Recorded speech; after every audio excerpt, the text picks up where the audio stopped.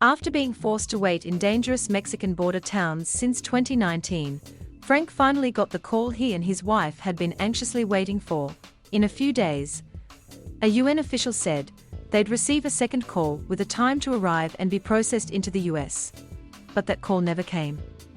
And then a few days later, someone on a WhatsApp group of Cuban asylum seekers shared an article about how the Supreme Court had refused to block a requirement that the US restart a Trump-era program that forced thousands like Frank and his wife to wait in Mexico until a decision on their case was made. "My wife fell to the floor in tears," said the 32-year-old, who declined to use his full name out of fear of government scrutiny. "One day we were waiting on the call to enter the US. And the next we don't know if we will ever be allowed in."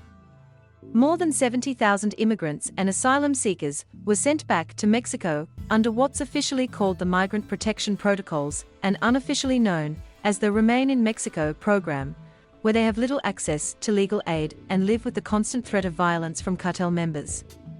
Now, until the Biden White House resolves the recent court action, thousands of immigrants like Frank will be back to square one. The Biden administration's recent troubles in ending the Remain in Mexico policy stem from a district judge's order that it be reinstated on August 13th. The Supreme Court refused to block the order after the administration appealed, forcing the government to restart it. This week, Homeland Security Secretary Alejandro Mayorkas told CBS Evening News that while he opposed the Trump-era program, he was obliged to revive it due to the federal court order. This summer, Biden fulfilled a campaign promise and formally ended Remain in Mexico.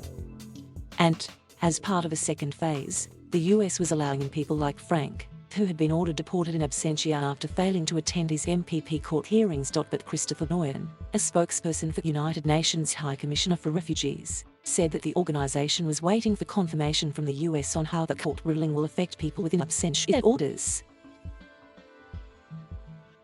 In a statement to BuzzFeed News, the Department of Homeland Security said that as long as the lower court's injunction remains in effect, it and its partners will suspend efforts to process immigrants who were previously enrolled in MPP. DHS added that it was working on a way to accommodate those who were enrolled in MPP under the previous administration, thus still outside the US, and have active immigration proceedings. For immigrants who had been ordered to be deported after not attending their hearings, sometimes because they were a victim of a crime in Mexico, the US went through a labor-intensive process to reopen their cases. ICE prosecutors were also told in late August in an email that they must suspend any and all processes related to winding down the program. Asylum officers received an email in late August as well, saying the agency was taking steps to re-implement and enforce MPP in good faith. The email also said DHS was working with the State Department and the Mexican government to ensure the expeditious re-implementation of the Remain in Mexico program. But the email from Andrew Davidson, head of asylum at the US Citizenship and Immigration Services, also said restarting the program will depend on Mexico and the return of the necessary infrastructure to handle the cases. Staffers were also told that the agency should cease all activities at ports of entry related to processing people who were previously enrolled in MPP. Thank you for watching. Please subscribe